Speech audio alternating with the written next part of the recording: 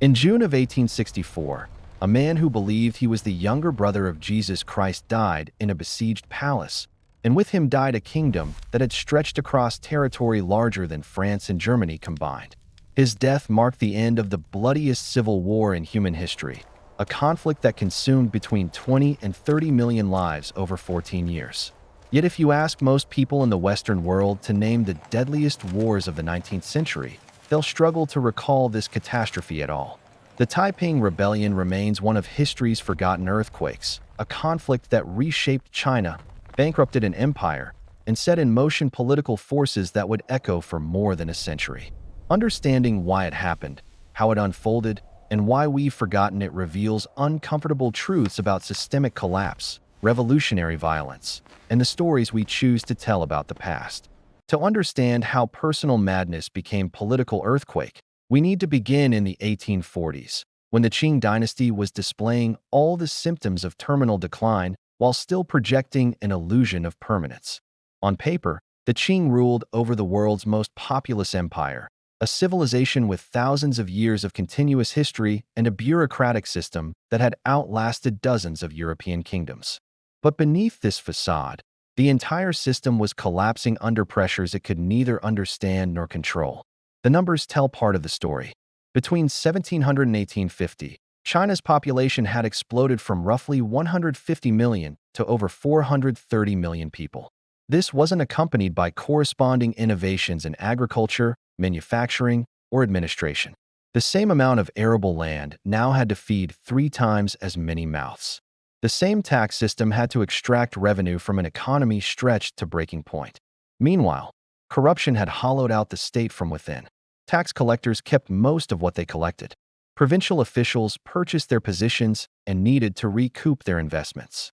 Military commanders embezzled funds meant for soldiers' wages. The entire apparatus of government had become a mechanism for private enrichment rather than public administration. Then came the Opium crisis, which was never really about drugs at all. For centuries, China had run a massive trade surplus with Europe. Chinese tea, silk, and porcelain flowed westward while silver flowed east to pay for it.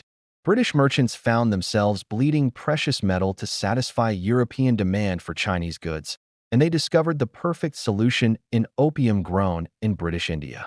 By the 1830s, millions of Chinese were addicted, and the flow of silver had reversed.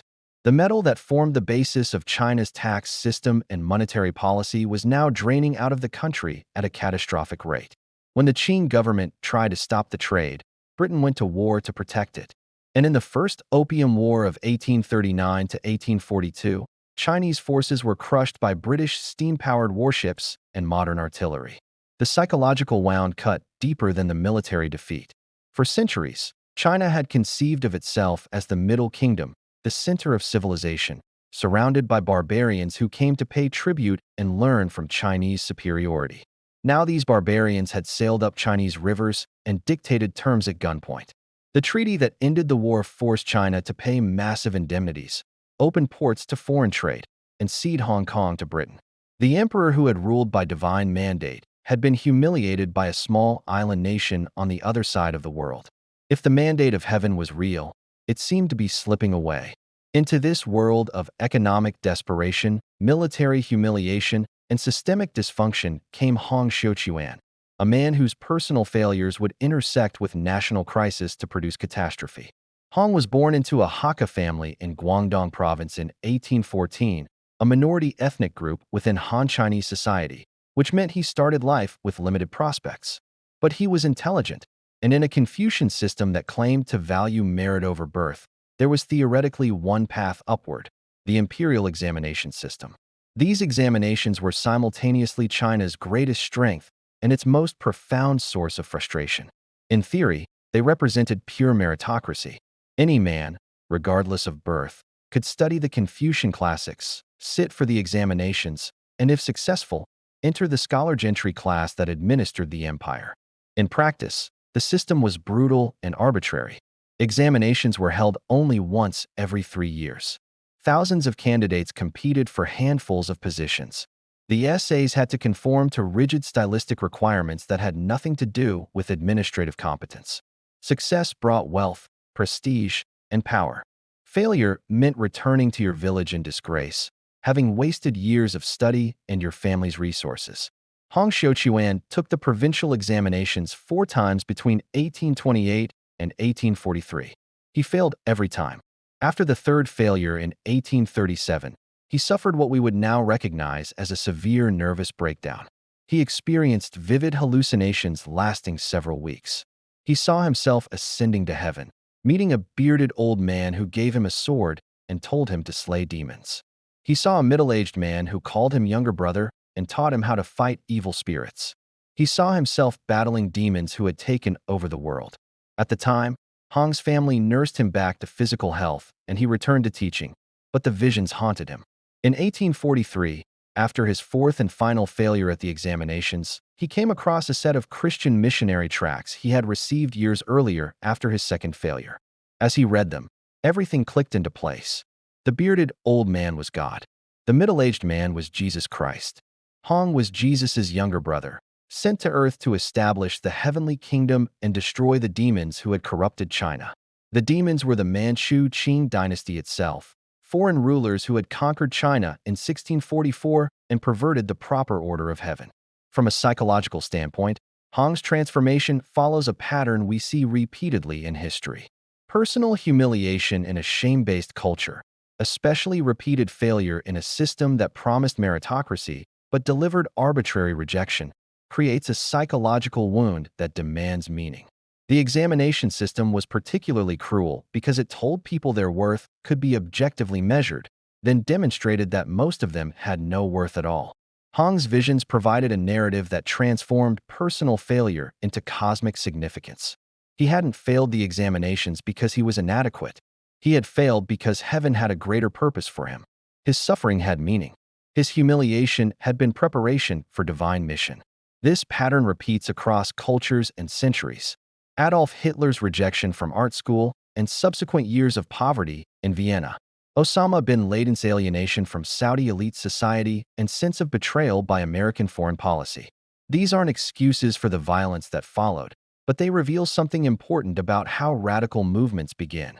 They start with individuals whose personal grievances align with larger systemic failures, who find in extremist ideology a way to transform private pain into public mission. But Hong's visions alone would have remained obscure delusion, another failed scholar ranting about demons in some rural village. What transformed personal madness into political earthquake was a cousin named Feng Yunshan. Millions of desperate peasants ready to believe in anything that promised relief, and a dynasty too corrupt and incompetent to respond until it was far too late. Feng Yunshan was everything Hong was not. Where Hong was visionary and erratic, Feng was practical and organized. Where Hong spoke in religious abstractions, Feng understood how to translate Christian egalitarian rhetoric into Chinese land redistribution that peasants could understand. While Hong was having visions, Feng was in Guangxi province, organizing. He founded the God-worshipping society in 1844, and he built it methodically, targeting the most desperate and marginalized communities. Hakka ethnic minorities who faced discrimination. Impoverished peasants crushed by taxes they couldn't pay. Miners and charcoal workers living on the edge of survival. Ethnic groups caught in local feuds with no protection from corrupt local officials. The genius of Feng's approach was that he understood revolutionary movements succeed not just through ideology, but through economic incentives. Joining the God-worshipping society meant more than accepting Hong's religious visions. It meant pooling resources in a sacred treasury system where everything was shared communally. It meant protection from bandits and abusive tax collectors. It meant land redistribution that promised every family enough to eat. For people with nothing to lose, this wasn't just spiritually appealing. It was the most rational economic choice available. By 1850, the God-worshipping society had tens of thousands of members, and local Qing officials were growing alarmed. They began arresting members and threatening harsh punishment. This was the moment when religious movement crystallized into armed rebellion. In January 1851, Hong declared the establishment of the Taiping Heavenly Kingdom and himself its heavenly king. The society's members, now numbering around 30,000, gathered in the town of Jintian and prepared for war. What followed was one of the most rapid military expansions in history. The The Taiping army moved north through Guangxi and into neighboring provinces, and everywhere they went, people joined them. Not because everyone believed Hong was Jesus' younger brother, but because the Taiping offered something the Qing could not: hope, organization, and immediate material benefits. The Taiping promised to redistribute land equally. They banned opium, foot binding, and prostitution. They preached gender equality, at least in theory, organizing women into separate military units and administrative structures. They spoke in terms of ethnic nationalism, calling for Han Chinese to overthrow the foreign Manchu dynasty. The speed of their advance was breathtaking. By March 1853, just 2 years after declaring rebellion, the Taiping had captured Nanjing, the southern capital of China, and made it the capital of their heavenly kingdom. They controlled the entire middle and lower Yangtze River Valley, the richest region in China, and with it came control of the Grand Canal, the main artery through which grain flowed to Beijing. They fielded armies numbering in the hundreds of thousands. They administered territory containing over 30 million people, roughly equivalent to the combined populations of France and Germany at the time. To understand how this happened so quickly, we need to examine the organizational and economic structure the Taiping created. They weren't just a religious movement or a rebel army. They were building a proto-state with sophisticated administrative systems. The military was organized into units of 5 families, 25 families, 100 families, 500 families, and so on up the chain. Each unit was both a military formation and an economic collective. Property was pooled and redistributed. Soldiers were paid from the sacred treasury.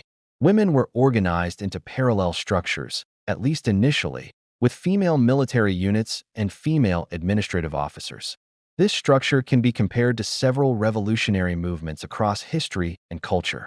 The early Islamic expansion in the 7th century combined religious fervor with clear economic benefits for converts, redistribution of conquered wealth, and a military administrative structure that fused spiritual and temporal authority. The Puritan settlements in New England in the 17th century similarly combined religious mission with communal economic organization and the vision of building a New Jerusalem.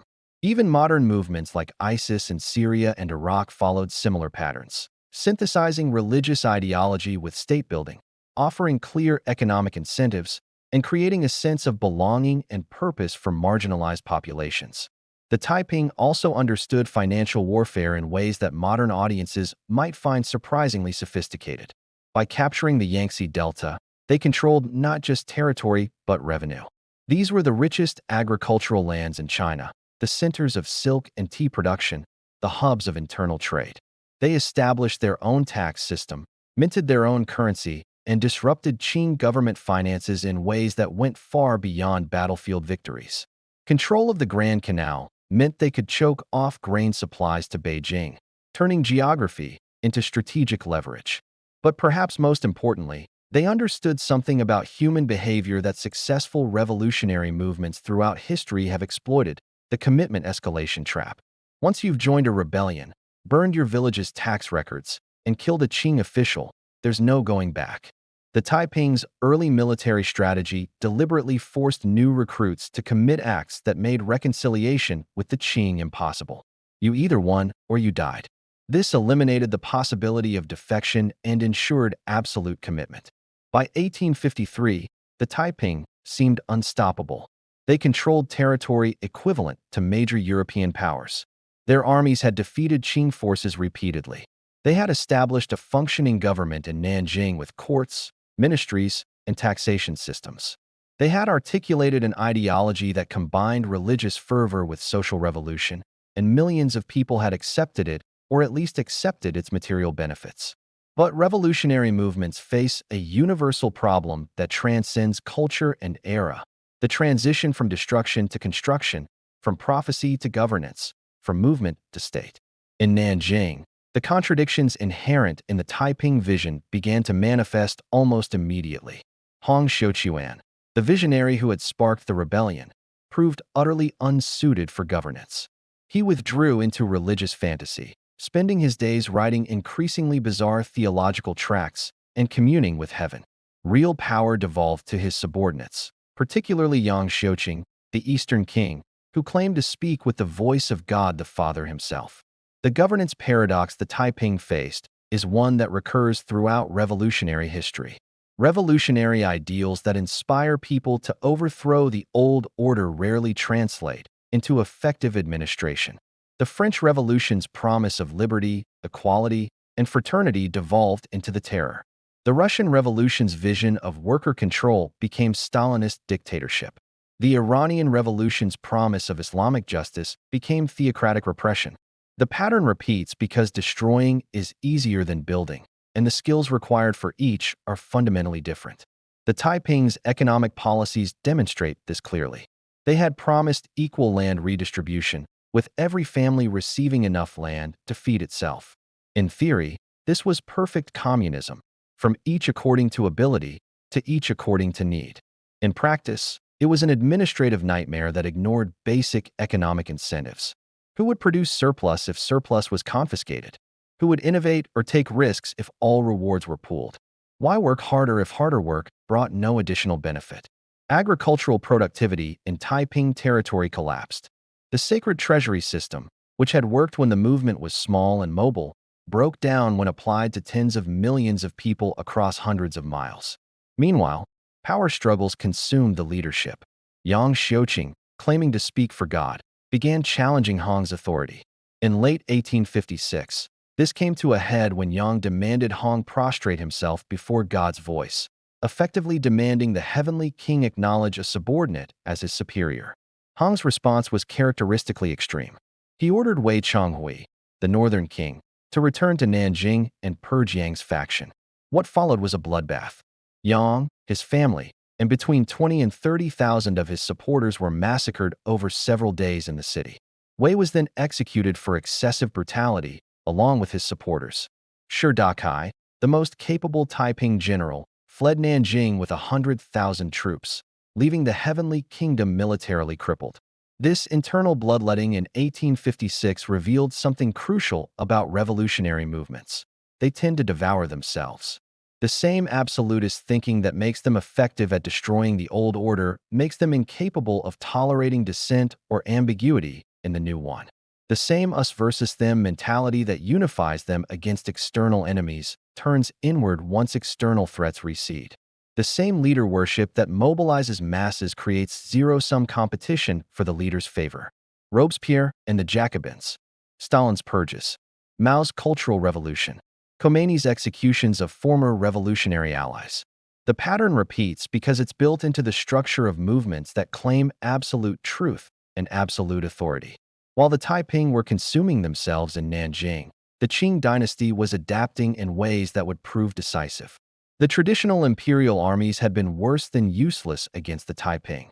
They were corrupt, undertrained, poorly equipped, and had no real motivation to fight. But in the 1850s, a new model emerged: regional armies organized, trained, and led by scholar officials from the areas they were defending. The most important of these was Zheng Guofan's Hunan army. Zheng was a Confucian scholar and high official who understood that defeating the Taiping required not just military force, but organizational innovation. He recruited locally, from men defending their home villages and ancestral graves. He paid them regularly from local tax revenues. He trained them according to principles he derived from classical military texts, but adapted to fighting the Taiping's hit-and-run tactics. He instilled discipline through Confucian ideology, framing the war as a defense of civilization itself against heterodox barbarians. What made regional armies effective where imperial forces had failed comes down to incentive alignment. Imperial soldiers were fighting for wages they might not receive, under commanders who might steal those wages, for a government they had no particular loyalty to. Regional army soldiers were fighting for their homes, their families, their way of life. They were led by officers from their own provinces who shared their language and culture. They were paid from local revenues, so there was direct accountability. And they were given an ideological framework that made the war meaningful, not just defending the Qing Dynasty, but defending Chinese civilization against demonic heresy. Zheng Guofan's strategy was also revealing. He avoided pitched battles where the Taiping's numbers might overwhelm him. Instead, he focused on economic strangulation. He built fortifications that cut off Taiping supply lines. He encouraged agricultural production in areas he controlled while scorching earth in areas he couldn't hold. He understood that the Taiping's strength came from controlling the richest agricultural region in China, and he set about systematically impoverishing that region to deny them resources. It was brutal, and it was effective. By 1860, another crucial factor entered the equation: Western support. Britain and France had initially maintained nominal neutrality, but after the Second Opium War ended in 1860, they pivoted to supporting the Qing. The calculation was coldly pragmatic. Shanghai had become a major treaty port where European merchants made fortunes trading Chinese goods. The Taiping threatened that trade. The Qing, for all their weakness, at least honored treaties and protected foreign commercial interests. Revolutionary regimes were unpredictable. Conservative empires could be managed. The ever-victorious army, a force of Chinese soldiers led by Western officers and equipped with modern weapons, became a decisive factor in defending Shanghai and the surrounding region. Its commander, Frederick Townsend Ward and later Charles Gordon, understood modern warfare in ways Taiping generals did not. They had artillery, rifles, and steamships. They had training in European military tactics. And they had the backing of Western governments who would not tolerate a revolutionary regime controlling China's commercial centers. This Western intervention reveals a pattern in international relations that persists to this day: realpolitik trumps ideology. Western powers had no particular love for the Qing Dynasty, which they had just defeated in war. But they preferred a weak conservative regime they could exploit to a strong revolutionary one they couldn't predict. The same calculation would play out repeatedly in the 20th century. The United States supporting dictatorships against communist movements during the Cold War. European powers backing conservative monarchies in the Middle East against revolutionary nationalism. Russian support for authoritarian regimes against democratic movements. The logic is always the same. Stability and predictability serve existing power structures better than revolutionary chaos, even if that chaos promises justice or reform. By 1862, the Taiping were in serious trouble. They had lost most of their best generals either to purges or defection. Their economic base was being systematically destroyed. They were surrounded by regional armies that outnumbered them and Western-backed forces that outgunned them. And in Nanjing, Hong Xiuquan had retreated so far into religious fantasy that he was no longer capable of leadership. He claimed to subsist on manna from heaven while his troops starved. He issued theological proclamations while his kingdom collapsed. He had become a perfect example of the prophet's curse. The very qualities that make someone capable of inspiring revolutionary change make them incapable of managing revolutionary success. The final campaigns of the Taiping Rebellion represent one of the most brutal episodes in human history. Zheng Guofan's forces surrounded Nanjing in 1862 and began a siege that would last 2 years. Medieval siege tactics met modern artillery. Scorched earth policies were employed by both sides. Civilians caught in the middle died by the hundreds of thousands from starvation, disease, and direct violence. Hong Xiuquan died in June 1864, possibly by suicide, possibly from illness, possibly from eating wild vegetables after refusing to believe his kingdom was starving.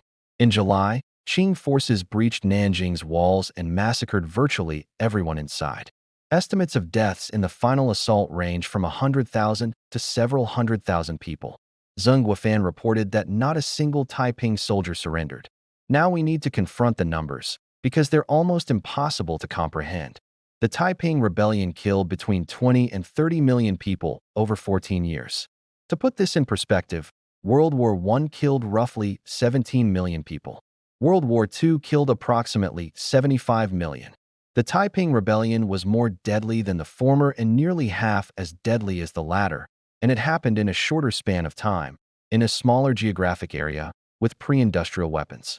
But these numbers, as staggering as they are, don't capture the full horror. Most people didn't die in battle. They died from famine when armies from both sides burned crops and destroyed granaries. They died from disease when siege conditions and mass displacement created perfect environments for epidemics. They died from exposure after being driven from their homes. They died in bandit attacks after government authority collapsed. Some provinces lost more than 60% of their population. The Yangtze Delta, China's richest and most densely populated region, was devastated for decades. Cities that had thrived for centuries were reduced to ruins. The methodological challenges in calculating these deaths are worth examining because they reveal something important about how we understand historical catastrophe. The Qing government's census data was unreliable even in the best of times, and these were far from the best of times. Local records were destroyed. Entire regions were depopulated with no one left to count the dead. What we have are estimates based on comparing population figures before and after the rebellion. And even these are complicated by the fact that some population decline was due to reduced birth rates and outmigration rather than death. There's also the question of what counts as a Taiping Rebellion death. If someone dies of starvation because armies destroyed the harvest, is that a war casualty? If someone dies of cholera in a refugee camp, does that count? What about someone killed by bandits who only became active because government authority collapsed? Scholars estimate that for every person who died in combat, 10 died from indirect causes. This is the dark figure of Civil War mortality, the invisible mass of deaths that result from the breakdown of order itself rather than from specific acts of violence. This same pattern appears in other forgotten catastrophes of the 19th century. The Dungan Revolt in northwest China, which happened during and after the Taiping Rebellion, killed between 8 and 12 million people, most from famine and disease. The Paraguayan War of 1864 to 1870 killed 60% of Paraguay's entire population. The Congo Free State under King Leopold killed an estimated 10 million people between 1885 and 1908, mostly through forced labor, starvation, and disease. Indian famines under British rule killed between 12 and 29 million people in the late 19th century, deaths that resulted from policy choices about grain exports and famine relief. These catastrophes share something in common beyond their death tolls. They're largely absent from Western historical consciousness. And this raises an uncomfortable question. What determines which histories we tell and which we forget? Part of the answer is straightforward: language and cultural proximity. The First World War dominates Western historical memory because it involved Western nations, was documented extensively by Western journalists, and produced a massive literary and artistic legacy in European languages. The Taiping Rebellion happened in China, was documented primarily in Chinese, and produced cultural works that don't translate easily into Western contexts. This is linguistic and cultural barrier, not deliberate suppression. But part of the answer is more troubling. Eurocentrism shapes not just which stories we tell, but which lives we count as matching. Wars become real when Western powers participate in them. Famines become tragedies when Western observers witness them.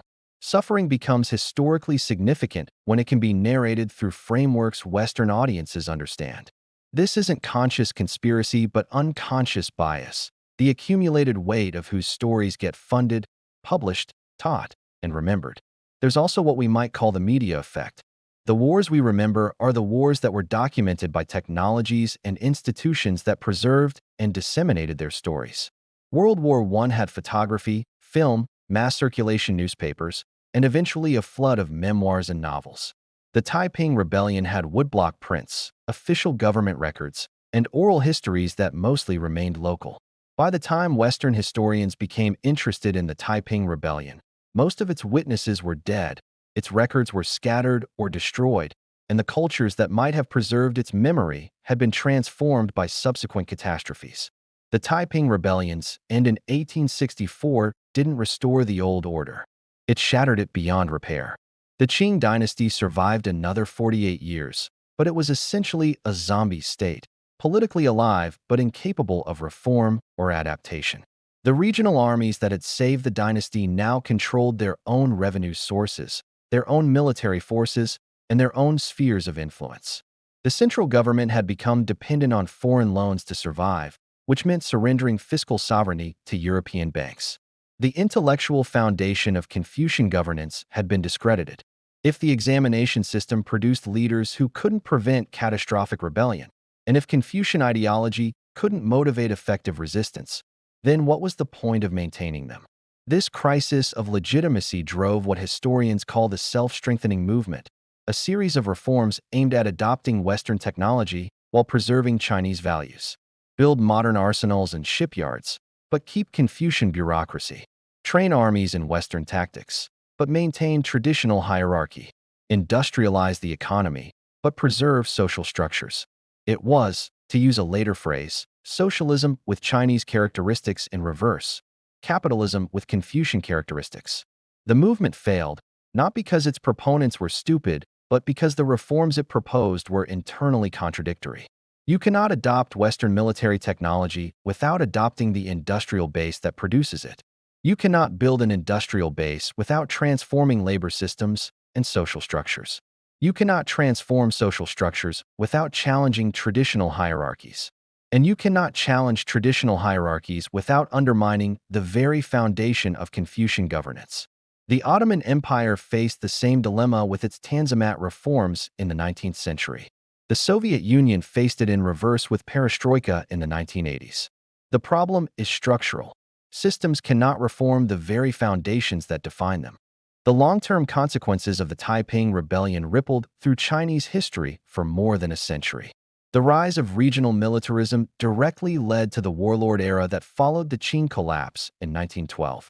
The fiscal crisis created by the rebellion made China dependent on foreign loans, which led to foreign control over Chinese railways, mines, and tariffs.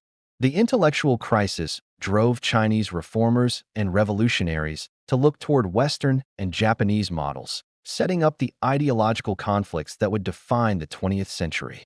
There's also a strange irony in how the Taiping's Christian-influenced ideology affected China's relationship with Christianity. Hong Xiuquan's bizarre theology, which combined Christian missionary tracts with Chinese folk religion and personal visions, became permanently associated with chaos, violence, and foreign interference in the Chinese mind. Real Christian missionaries in China spent decades trying to distance themselves from the Taiping, arguing that Hong's visions represented a corruption of true Christianity. But the damage was done. Christianity became associated with rebellion against proper order, with foreign imperialism, and with destabilizing radicalism. This suspicion persists in Chinese political culture to this day. Most significant for China's later history was how the Taiping Rebellion set precedents for the Communist Revolution. Land redistribution, peasant mobilization, anti-traditionalism, the fusion of ideological fervor with military organization, the concept of revolutionary violence as creative destruction. All of these were prefigured in the Taiping movement. Mao Zedong had an ambivalent relationship with the Taiping. He praised their peasant uprising and their challenge to Confucian hierarchy. He condemned their religious superstition and their failure to establish a lasting revolutionary regime. But there's no question that the Taiping demonstrated that peasant revolution in China was possible, that traditional power structures could be overthrown from below, and that a new society could be built on the ruins of the old, even if that particular attempt had failed. The economic consequences took generations to overcome. The Yangtze Delta didn't recover its pre-rebellion population levels for 50 years. Trade networks that had existed for centuries were destroyed and had to be rebuilt. Agricultural productivity collapsed and recovered slowly. The silver crisis that had helped spark the rebellion continued, forcing the Qing to adopt subsidiary coinage that led to inflation and further economic instability. And the foreign debt incurred to suppress the rebellion meant that customs revenues, railway profits, and mining rights all flowed to foreign creditors rather than Chinese development. This raises a fascinating counterfactual question. What if China's 1850s and 1860s hadn't been consumed by civil war? This was precisely the period when Japan was undergoing the Meiji Restoration, rapidly industrializing and modernizing. It was when the United States was fighting its own civil war, but emerging as an industrial power. It was when European nations were experiencing the Second Industrial Revolution. China missed all of this. 2 decades of potential development were instead spent on mutual destruction. By the time the rebellion ended, China had fallen even further behind the great powers, and the gap would continue widening for another century. But could a Taiping victory have modernized China earlier? Almost certainly not. The internal contradictions of the Heavenly Kingdom were too severe. The economic policies were unworkable. The leadership was consumed by religious fanaticism and power struggles. The administrative capacity wasn't there. More likely, a Taiping victory would have led to the kingdom fragmenting into warring factions, perhaps even faster collapse than actually occurred. The tragedy isn't that the Taiping lost, but that China had to endure 14 years of catastrophic violence to reach the same endpoint, a discredited Qing Dynasty incapable of reform. What can we learn from this catastrophe about systemic collapse more broadly? First, warning signs appeared decades before the crisis point. The Qing's problems in the 1840s were the culmination of trends that began in the 1790s: population growth, administrative decay, fiscal stress, military weakness. Systems don't collapse suddenly. They collapse slowly and then all at once, when some shock reveals that the apparent stability was actually brittle fragility. Second, revolutionary movements emerge when personal grievances align with systemic failures and ideological alternatives. Hong Xiuquan's personal breakdown mattered because millions of other people had their own grievances, their own sense that the system had failed them, and the Taiping offered an alternative that made sense of their suffering and promised relief. Third, revolutionary movements succeed through a combination of ideology and material incentives. The Taiping's religious vision mattered, but so did their promise of land redistribution, their protection from corrupt officials, and their offer of dignity and purpose to marginalized populations. Understanding revolutionary mobilization requires understanding both the spiritual and the material dimensions. Fourth, governance is fundamentally different from rebellion, and the skills required for each rarely overlap. Prophets make poor administrators. Ideological purity conflicts with pragmatic compromise. Revolutionary fervor that unifies against external enemies turns inward in the absence of those enemies. The transition from movement to state is where most revolutionary projects fail. Fifth, external intervention often proves decisive in civil conflicts, and that intervention is driven by calculation rather than principle. Western powers supported the Qing not because they believed in Confucian monarchy, but because conservative empires were easier to exploit than revolutionary regimes. This pattern repeats across history and geography. Syria's civil war, Libya after Gaddafi, Afghanistan through decades of intervention. Great powers support whichever side serves their interests, and ideological justifications are window dressing for strategic calculation. Finally, the wars we forget are often the ones we most need to remember. The Taiping Rebellion offers lessons about systemic collapse, revolutionary violence, and state failure that are at least as relevant as the lessons from World War I or World War II. But it remains obscure in Western historical consciousness, which means its lessons remain unlearned by the audiences who might most benefit from them. Why does this history matter now? Because the conditions that produced the Taiping Rebellion haven't disappeared. They've simply shifted location and form. Economic inequality that leaves vast populations with nothing to lose. Governance systems that extract wealth while providing no services or protection. Ideological movements that promise radical transformation and offer meaning to people the existing system has discarded. Environmental stress that multiplies every other pressure. These patterns appear throughout history, and they're appearing again now in different configurations around the world. Syria's civil war has already killed over 500,000 people and displaced millions more. It features regime brittleness, foreign intervention, sectarian fracture, and competing visions of social order. The dynamics are different from the Taiping Rebellion in specifics, but similar in structure. Failed governance creates space for radical alternatives. External powers intervene based on strategic calculation rather than humanitarian concern. Violence becomes normalized and self-perpetuating. Enormous suffering occurs while the world's attention focuses elsewhere. Or consider how economic inequality and governance failure breed radicalism globally. When existing systems offer no path to dignity or survival, people become receptive to ideologies that promise both, no matter how extreme. This isn't about excusing extremism, but understanding its roots. The Taiping Rebellion shows us that systemic failures create desperate populations. Desperate populations become receptive to radical solutions, and radical solutions produce catastrophes that dwarf the original problems. Or think about the forgotten catastrophe problem itself. How many contemporary crises are unfolding right now? Invisible because they don't affect Western interests, aren't covered by Western media, or can't be narrated through frameworks Western audiences understand. How many Taiping rebellions are happening in slow motion, their death tolls accumulating in increments too small to make headlines, but massive in aggregate? The most important lesson might be about how we choose which histories to remember and which to forget. The Taiping Rebellion remains obscure not because it wasn't important, but because its importance is uncomfortable. It reveals that the 19th century's deadliest conflict happened far from European battlefields. That modernity's arrival in Asia was written in peasant blood rather than steamships, and treaties that the narratives we tell about progress and civilization are provincial and partial. Remembering the Taiping Rebellion means confronting the fact that 20 to 30 million people died in a conflict most educated Westerners have never heard of. It means acknowledging that the lives of Chinese peasants in the 1850s matter as much as the lives of European soldiers in 1914, even if our cultural products and educational systems don't reflect that equality. It means recognizing that the frameworks through which we understand history are shaped by power, language, and proximity rather than by the objective significance of events. It also means recognizing the role of contingency in history. What if Hong Xiuquan had passed his examinations on the third try instead of failing 4 times? What if he'd never encountered those Christian missionary tracts? What if Feng Yinshan hadn't been such a brilliant organizer?